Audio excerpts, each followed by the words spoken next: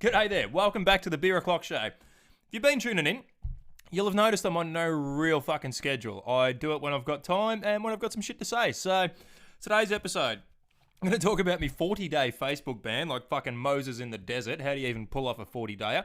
I'll get into that. I'm going to touch on the bushfires, obviously. A bit of a Summernats recap. A little bit of an eBay auction to try and raise a bit of money for the firefighters. Some of Melbourne's roadworks and a few other things. So, fucking let's get into it, cunts.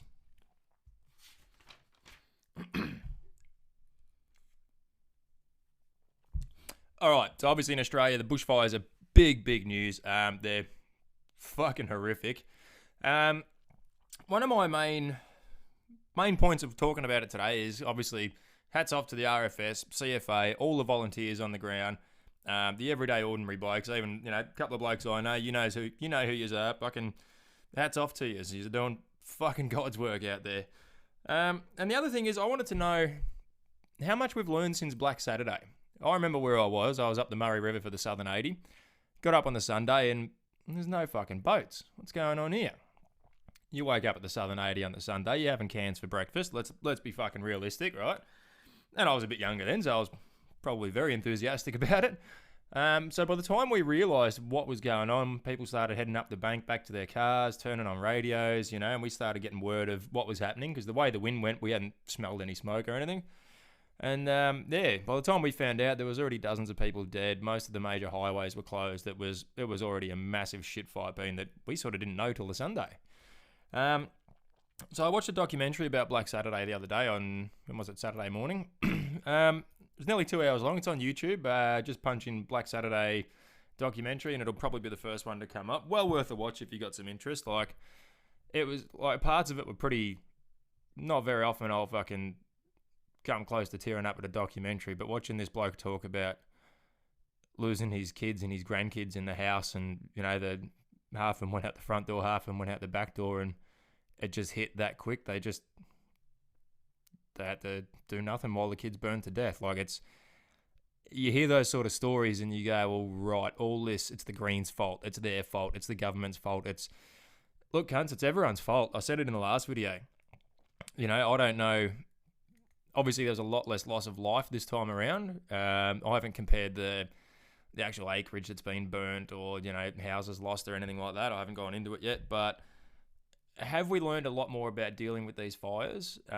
What's the fallout from, like, in Victoria with the CFA, with Daniel Andrews trying to fuck him over for a couple of years there? What sort of position are we in to combat these fires or to eliminate the risks, or... I'm a bit in two minds. I think we should be planting a lot of trees, obviously after the fires for revegetation rather. But I think in general we should be planting a shitload of trees just as carbon sinks. They want to talk about climate change. Start with the basics, plant some more fucking trees. For everyone we take down, plant two. Put them out in the middle of fucking nowhere where any old fucking pine trees or whatever sustainable plantations will grow. Excuse me. And map them out so that you've got, 50, 100 metre fire breaks in there. Make sure the power lines, because I think the Black Saturday, the Kilmore East fire started out from some power lines coming down in the gale force winds. So, and that was a main contributor to the loss of life that day. So are we staying on top of all that shit? Are we, you always hear the stories of councils trying to fine people for cutting down trees and doing things like that. Well, look, at the end of the day, fuck the council. Fuck them in the ass with a rusty bit of barbed wire as far as I'm concerned. They got 3 jobs: empty the bins, mow the parks, fix a few potholes. Anything outside of that, even that shouldn't be your fucking sole domain. I think you should be able to ring up JJ Richards and go, well, I only need me bin picked up fucking once a month, cunt, I'll pay you direct. What's wrong with that? Oh, the council doesn't get their cut. So don't worry about these motherfuckers. They're not contributing to your home loans. They're not contributing to your mortgage. They're not contributing to your rent. They're not contributing to your business. They're not contributing anything. They just take. So when they try and fine you for reducing the fuel load around your house, like a tree could fall down without even a fire risk, cut the cunts down. Plant some more further out. Fuck the council. At the end of the day, if they're going to sit there and fucking fine people for arbitrary bullshit, like the coppers are going to sit out there and knock you off for 2Ks over the fucking arbitrary limit because, saving lives, you can't put a price on lives. All right, well then I can cut down a couple of fucking trees, you muppet cunts. It's pretty fucking simple. One of the other things that struck me in the documentary was that a couple of people spoke about having their traditional way to deal with a bushfire is either to evacuate early or stay and fight. So a lot of people chose to stay and fight. And of those people, the number of them whose fire pumps literally just burst into flames and stopped working, just from the sheer radiant heat of the fire. Like, that makes me think, do we need to go back to a more basic approach, a gravity-fed system? You know, everyone used to have a tank up on a tower before you had electric pumps and, you know, pressure systems and things like that. Maybe that's something to look into. Maybe we should be putting big old fucking water storage units on the top of some of these fucking hills where there's towns below, you know? I don't know. It's gravity fed. It's pretty much nothing's 100% foolproof, but maybe it's something to look into.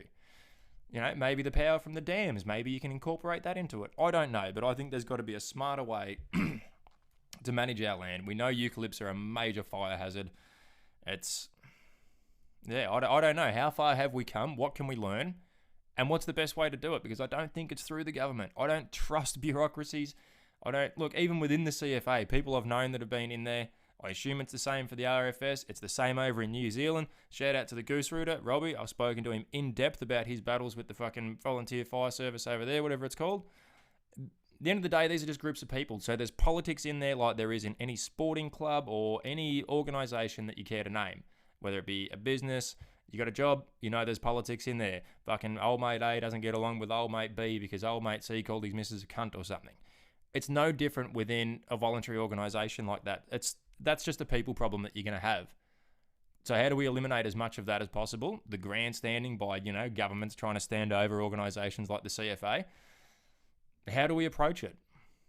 Now, as far as the recovery goes, yeah, I think the charities do need to kick up the arse, because the expectation is when people donate money hand over fist to these things, they expect to see it going straight out and making a difference. That's the general understanding. So when it comes out that there's, you know, of the $100 million donated, over $10 million is going to go to administrative costs, that's where I've always taken a different approach whenever I've tried to do a fundraiser. It's got to be grassroots. There's got to be no costs. Just volunteer some time. Whether that time's, you know, like... Actually, while we're on the topic, I've got a couple of things here I'm going to throw up on eBay for an auction. Got a green Good Cunt Army flap hat. There's only 2 of them ever made. I've got no idea where the fuck the other one is. So it's the only one I know of. Bit dusty from sitting on my shelf for the last couple of years, but a couple of unique things. And the very last gathering of the good shirts from the... gathering of the good cunts from the original fundraiser we did for Renee and Ryan up in Balan there. It's a 4XL. It's got the year 2017 on it, all the fist rays, so I'll be throwing those up together, and whatever they go for, I'll just donate to the local CFA here in Bacchus Marsh or somewhere. Alright, so and as far as the government's role in the fires, again, we're all responsible. Everyone's got a part to play. As far as blaming the Greens, blaming one particular party, it's a waste of fucking time, cunts. It really is. The Greens are a necessary evil. Shout out to me favourite hippie, Doc Flog up there in Canberra. He explained it to me many years ago why they're important. If the Greens come in and say, oh, you know, we really just want to save a few animals and plant a few more trees, they're not going to get very far. If they come in and say, we're going to save all the animals, plant all the trees, ban all the cars, well, fucking can't, all right, fucking, let's meet somewhere in the middle. They've got somewhere to bargain. They're just trying to drag the average back in their direction. Same as the Liberal Party tries to do, same as the Labor Party tries to do, same as any other party tries to do, is enforce their worldview and their way of life on the rest of us. So I don't see the Greens as a big threat. And look, to be honest, they're far more likely than any of your major parties to be on side with the Indigenous populations and traditional land management and things like that. So if you're falling for all that propaganda, you're a part of the problem, cunt. You've chosen a side. Once you choose a side, you're already fucked. Because even you'll go against shit that you believe in, because that's your party line. That's your team. Oh, I'm on team this. Oh, it's the other team. Shit, it's not us. You know, it's not the free world versus the Nazis anymore, cunt. Shit's changed.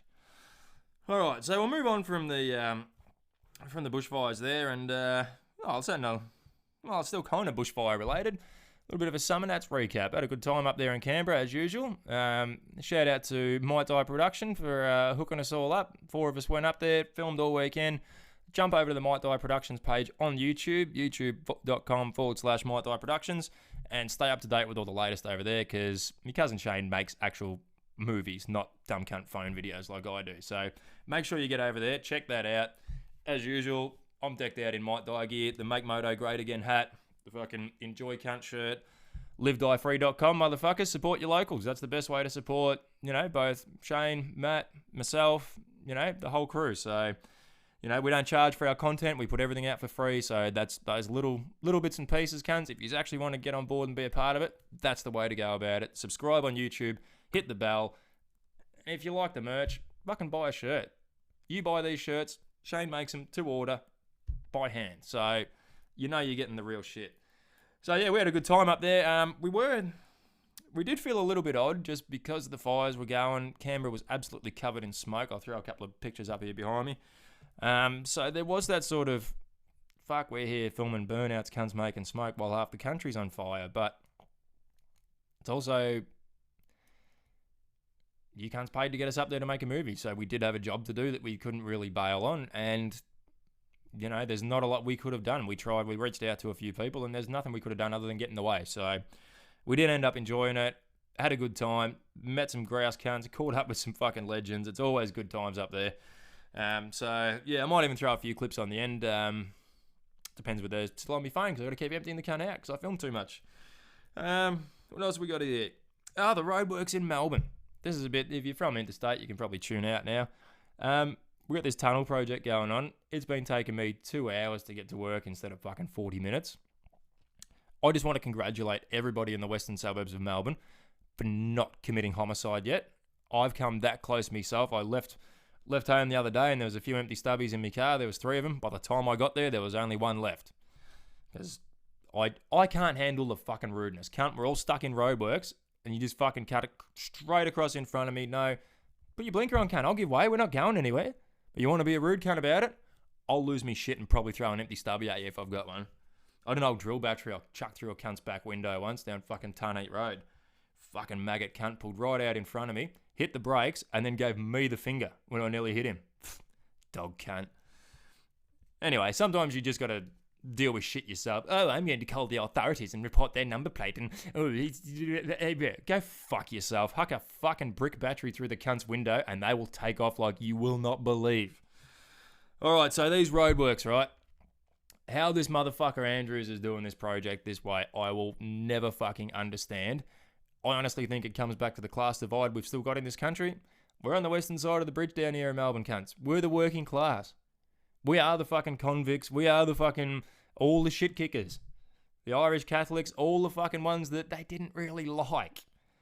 Right? The other side of town, Spring Street, the whole lot, is still run by the same grandsons of the same bureaucrat, fucking lawyers, accountants, judges, fucking you name them, that set the system up in Federation in 1901. Hey, there was no truck drivers there. There was no mechanics there. It was a bunch of those white-collared motherfuckers that are still standing there now and that are taxing us through our assholes. Look, if you learn less than $1,000 a week or less in this country, there is absolutely no reason you should be paying any income tax whatsoever. We have the GST. We have fuel excises. We have vice taxes. So go fuck yourselves, you greedy motherfuckers. Back in the days of churches where they would literally burn cunts at the stake, their tithing only demanded normally 10%. And you motherfuckers start off at about 20, you whack 10% on everything and whack us at every other opportunity. And then we've got to put up with bullshit infrastructure jobs like this. And look, the other reason this pisses me off, the fucking state government down here, when they built the first CityLink toll roads, they signed a deal with Transurban that if the state government builds infrastructure that takes traffic off those toll roads, the state government, i.e. us, the taxpayers, have to reimburse that company for the loss of profits, right? So then you factor in, all right, well, so there's no real incentive to build quality, open-flowing roads that are very efficient, is there? No. But when we do these little bits, we'll just drag our feet and do them in a really inconvenient way. Because if we write down a couple of numbers here, this is something I've been thinking about, right? So say these roadworks in Melbourne, if they inconvenience 500,000 cars a day to and from work, so say 250,000 each way. So we've got 500,000 a day. If each one of those burned an extra 2 litres, which is fuck all when you factor in a couple of trucks and shit, that gives us 1 million litres a day extra. 38 cents a litre gives us about $380,000 a day in fuel excise from having us sitting in fucking roadworks cunts. So, if this project's going to go for, 2022, and they've just laid people off for 6 months before they even start digging the fucking tunnels. So, with every other fucking government job there is, you can blow it out 3 times. So, 380 grand a day. What's that? We'll call it fucking 40 just because I'm fucking shit at maths.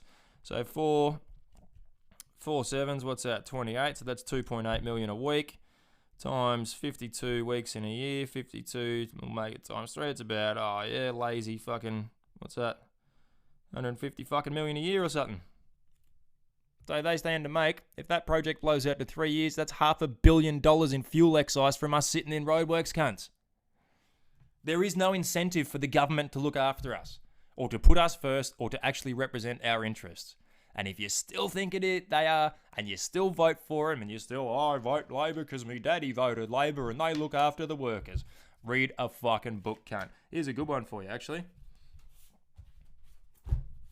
Animal Farm by George Orwell. Pretty much the story of the Soviet Union and communism told through farmyard animals. Actually, a really good fucking book. So, do a bit of reading and realise that these motherfuckers, they're only looking after themselves. A politician's job is to sell out their own beliefs to appease as many people at a time as possible. They are the definition of a soulless sellout cunt. There's no way around it. There's very few of them that actually stand for something, let alone will actually represent your interests. So, alright, what else have we got here? That's about it today. It's Monday, the public holiday, the Australia Day weekend. I was going to do a bit of an Australia Day video, but I didn't really want to upset too many of you cunts, to be honest, because I'm just not into the whole nationalism, patriotism thing anymore. 10, 15 years ago, I was the first cunt to buy something with an Aussie flag on it. These days, that flag just represents a whole bunch of motherfuckers that rob me every day. As far as I'm concerned, send our young blokes and women overseas to get fucking killed invading other people. Really does, I don't associate with that flag much. You know, it's got, if people were really proud of their convict heritage, why the fuck would you have the flag of the country that oppressed your ancestors and fucking convicted them in the first place, taking up a quarter of yours? That's retarded. That's literally like Israel having a swastika on a quarter of their flag. Think about it, cunts. They don't represent us. They oppress us. We started as a fucking prison colony, and I'm telling you, we're still there. Go through the west of Melbourne. They're building the motherfuckers hand over fist. People are getting locked up for bullshit, while Victoria Police are one of the most corrupt police organisations in the world. I'm going to mention it every episode. The Nicola Gobbo case. Unprecedented. Even cunts over in Somalia that's run by warlords and shit like that are looking at it going, fuck, these cunts are a bit corrupt, and nobody here gives a fuck. Oh, and the motherfuckers are spending a shitload of money arming themselves with AR-15s. Why the fuck do you need a dozen AR-15s in fucking Ballarat or Geelong? Hey, you fucking cocksuckers? Because they're going to use them on us cunts. That's what they're for. Make no mistake. I'm outspoken, I've got a rough head, if I'm in the wrong place at the wrong time, I get pinged with one of those AR-15s. Mark my fucking words, cunts. I just want to go on the record, I have no intentions of committing suicide. You find me body somewhere, fucking look into it, cunts. So, alright, Monday, public holiday. Fucking ripping into a couple of beers, might fucking hook up with the boys later, go for a bit of a squirt on the dirt burks, fucking rap. Why not, eh? Because that's what it's all about. Make moto great again. It's all about just having fun, all right? This whole hat started as a piss take idea. Obviously, it looks like a Trump hat. Can't stand that cunt. Can't stand either side of politics. They're all fucking idiots. And so are you if you believe them. So, throw a leg over a bike. Oh, your missus. Get out there. Snap a couple of cones. Punch a couple of cans. Do whatever it is that gets your fucking rocks off, cunt. And as long as you're not hurting anyone else, I don't give a fuck what you do. You can fuck men, women, or tractors as far as I'm concerned.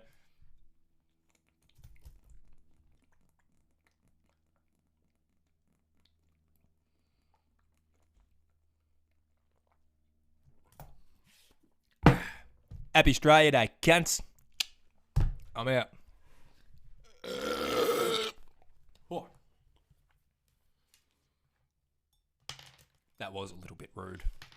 But I'm always interested to see who actually makes it this far through my dumb fucking shit, to be honest. Cheers, though.